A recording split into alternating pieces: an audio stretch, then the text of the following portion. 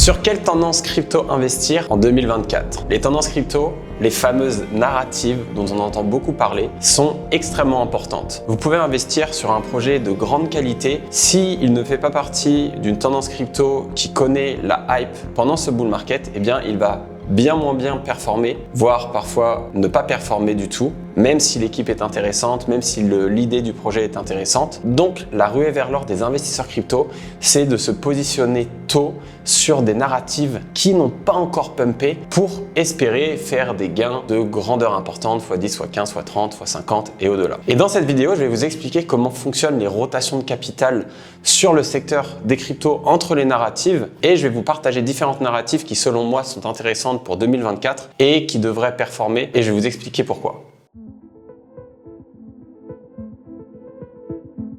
Alors, la première chose à comprendre sur le marché des crypto-monnaies, c'est qu'il y a des rotations de capital entre les différentes narratives. Et c'est pour ça qu'on voit beaucoup de crypto-monnaies d'un même écosystème connaître des gains exponentiels pendant une période, puis perdre de la valeur pour laisser place à une autre narrative. En marché haussier crypto, souvent la rotation de capital se passe de cette manière. Vous allez avoir d'abord Bitcoin qui va prendre de la valeur. Donc là, c'est clairement ce qu'on a vu depuis le mois d'octobre où il y a très peu de cryptos du top 50. Je crois qu'il y a moins de 6 cryptos du top 50 qui ont performé mieux que Bitcoin depuis le mois d'octobre.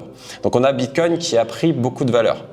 Ensuite, ce qui se passe en général, c'est que vous allez avoir des rotations de capital lorsque les gens qui ont pris qui ont gagné de l'argent sur Bitcoin prennent leurs profits, ils vont déverser leurs profits vers d'autres crypto-monnaies qui appartiennent à d'autres narratives qui n'ont pas encore pumpé. Et vous allez avoir par exemple la narrative IA, l'intelligence artificielle, qui va prendre de la valeur.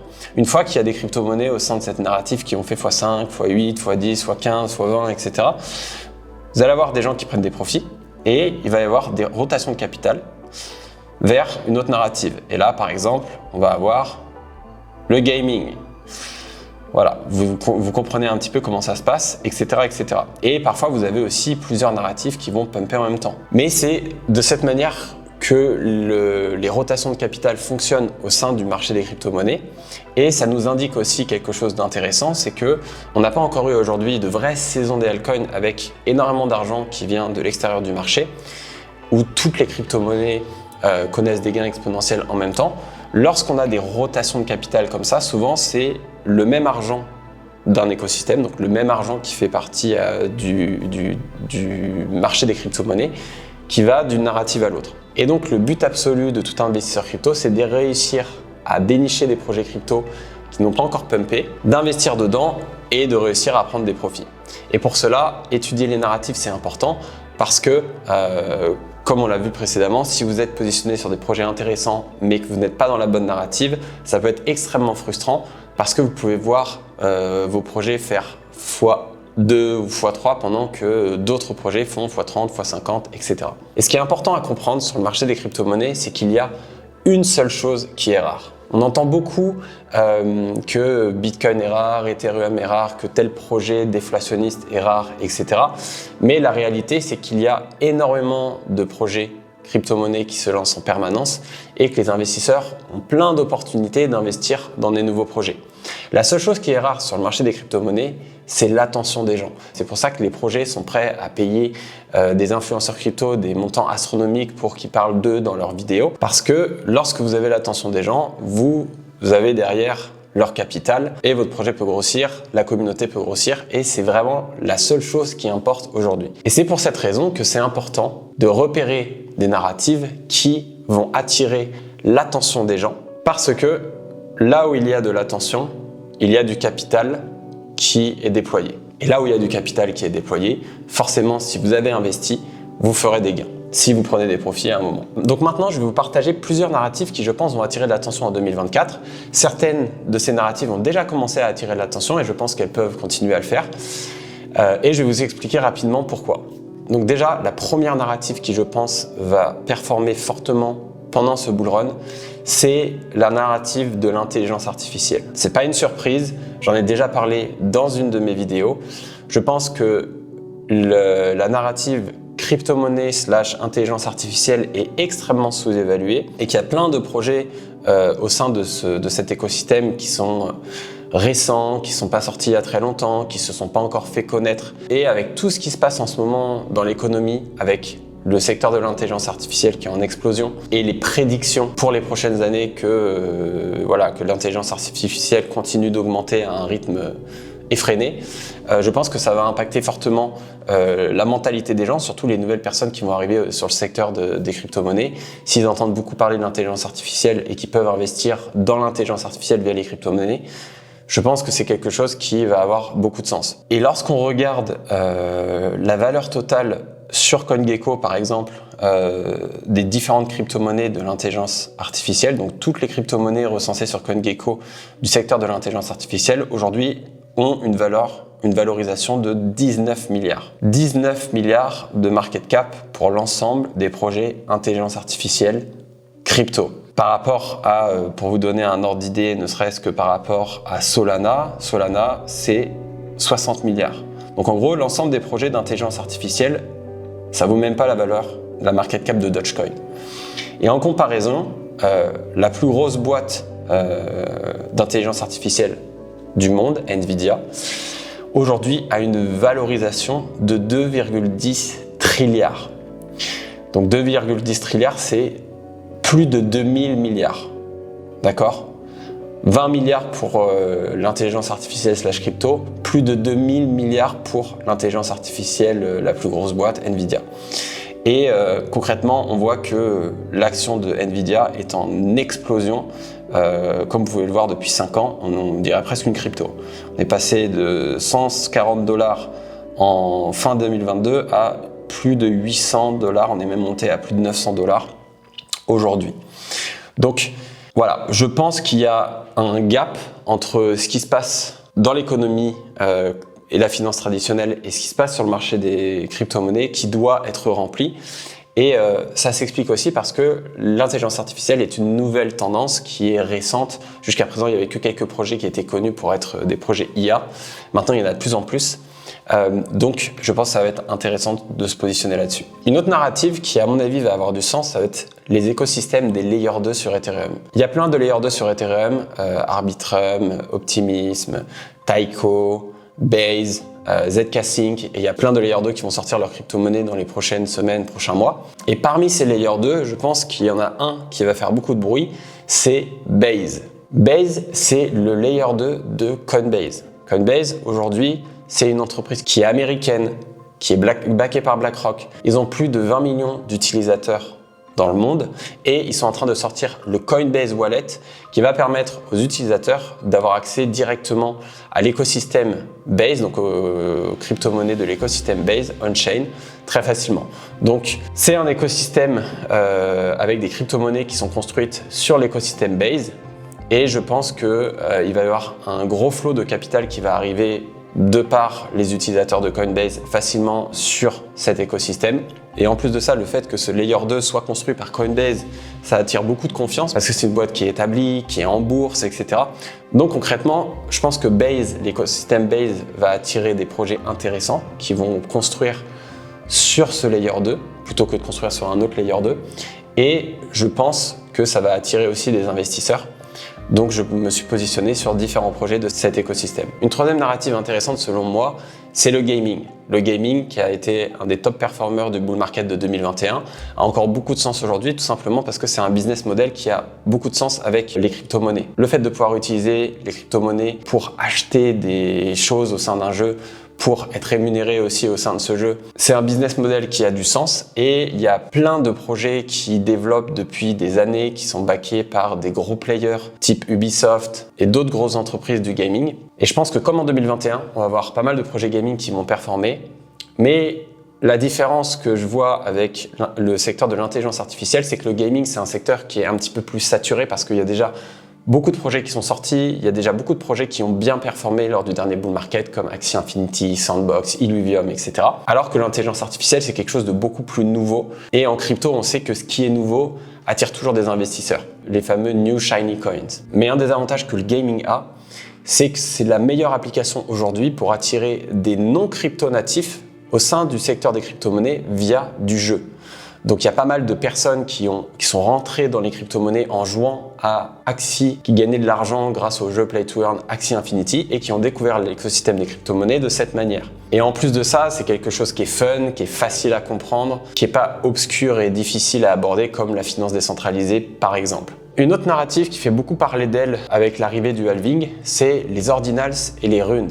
Le fameux écosystème Bitcoin qui est en train d'être créé sur la blockchain Bitcoin. Aujourd'hui, il est possible désormais de créer des NFT, des crypto-monnaies sur l'écosystème Bitcoin. Donc on peut s'attendre à ce que plein de projets attirent des investissements sur la plus vieille blockchain existante et la plus safe, Bitcoin. Et je pense qu'avec tout ce qui se passe, l'approbation des ETF sur Bitcoin, le fait que les gros fonds d'investissement qui dirigent le monde aient énormément d'intérêt aujourd'hui à ce que Bitcoin prenne de la valeur, ça va pousser pas mal de projets à aller construire sur l'écosystème Bitcoin et je pense qu'on va voir beaucoup de capital se déplacer vers cette blockchain car c'est une innovation incroyable, notamment avec la sortie des runes très prochainement au moment du halving sur l'écosystème Bitcoin.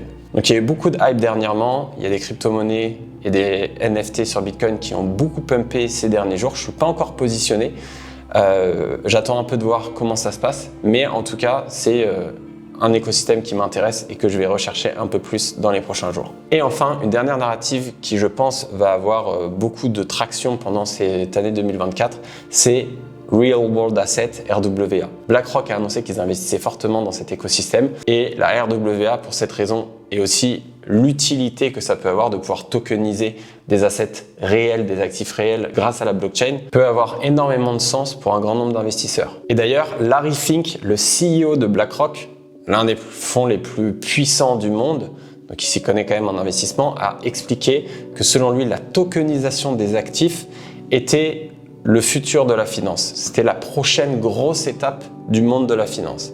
Et la tokenisation des actifs, concrètement, c'est la RWA aujourd'hui. En tout cas, c'est ce qui s'en rapproche le plus. Et une autre narrative qui va bien performer selon moi et qui a déjà beaucoup performé et sur lequel j'ai fait beaucoup de gains, c'est les meme coins.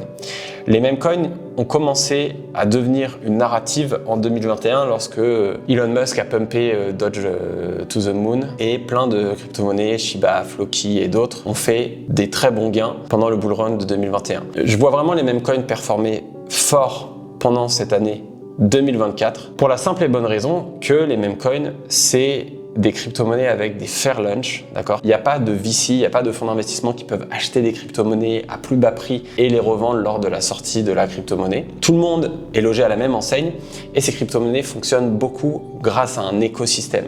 Donc pour comparer rapidement, si vous regardez par exemple Arbitrum, aujourd'hui la market cap de Arbitrum elle est d'environ 3 milliards, mais la fully diluted market cap de Arbitrum elle est de plus de 11 milliards. Donc ça veut dire qu'en fait il y a des personnes qui ont investi dans Arbitrum, aujourd'hui la valeur totale du projet Arbitrum elle est de 11 milliards parce qu'il y a des crypto-monnaies qui sont détenues par des fonds d'investissement, des investisseurs, des business angels, etc. que ces personnes-là ont acheté nettement moins cher pour quelques centimes par Arbitrum et en fait au fur et à mesure ils vont recevoir ces crypto-monnaies, c'est ce qu'on appelle la vesting period, ils vont recevoir ces crypto-monnaies et donc lorsqu'ils reçoivent ces crypto-monnaies en général même au prix de Arbitrum aujourd'hui à 1,11, peut-être qu'ils ont déjà fait x20 ou x30 et donc quand ils reçoivent ces crypto-monnaies, ça met une pression vendeuse.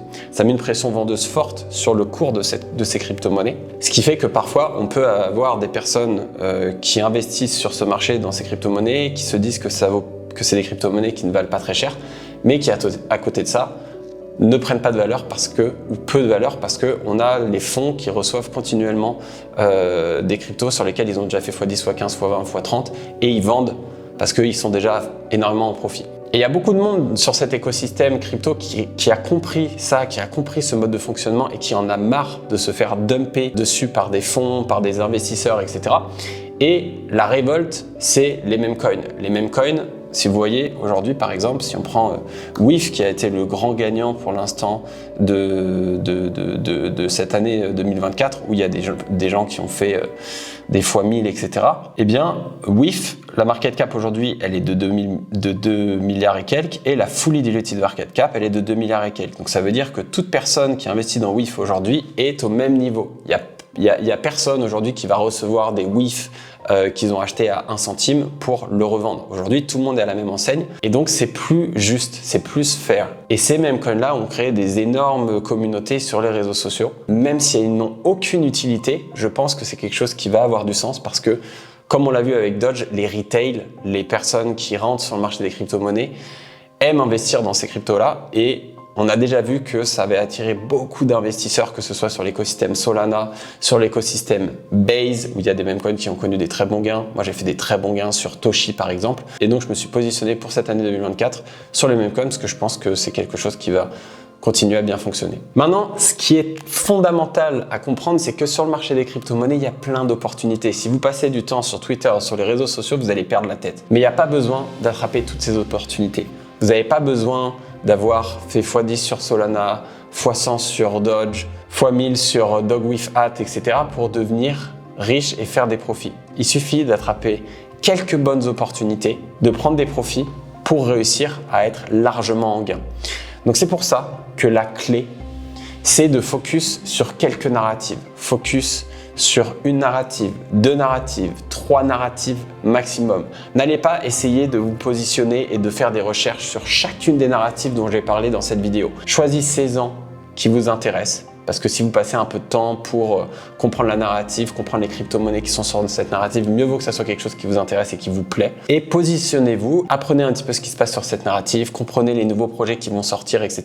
C'est de cette manière que vous arriverez à vous positionner early. Parce que si vous suivez la tendance et qu'à côté vous avez un job, que vous avez une famille et des amis, vous arriverez toujours en retard. Vous investirez toujours dans des crypto-monnaies parce que vous en avez entendu parler sur les réseaux sociaux. Et lorsque vous entendez parler des projets sur les réseaux sociaux, en général, c'est qu'ils sont en forte hausse, qu'il y a des personnes qui ont gagné beaucoup d'argent et que la pression vendeuse devient plus forte et que le risque est à son maximum. Donc mieux vaut comprendre un écosystème, se positionner sur des projets que vous avez recherchés lorsque les gens n'en parlent pas encore et prendre des profits lorsque tout le monde commence à en parler. Et n'oubliez pas que la monnaie numéro 1 en crypto-monnaie, c'est l'attention. Donc essayez de choisir des narratifs qui vous intéressent et qui, selon vous, vont attirer l'attention des investisseurs pendant ce bull run. Et si vous voulez performer un maximum en 2024, il y a une vidéo dans la description dans laquelle je vous explique comment je peux vous aider à y arriver. Si vous avez trouvé cette vidéo intéressante et que vous aimez mon contenu, vous pouvez aller la voir. Si vous pensez que vous pouvez performer tout seul, passez votre chemin, aucun souci, ça ne changera pas ma journée. Merci d'avoir regardé cette vidéo. Bons investissements à tous, on se retrouve pour une prochaine vidéo. À très vite.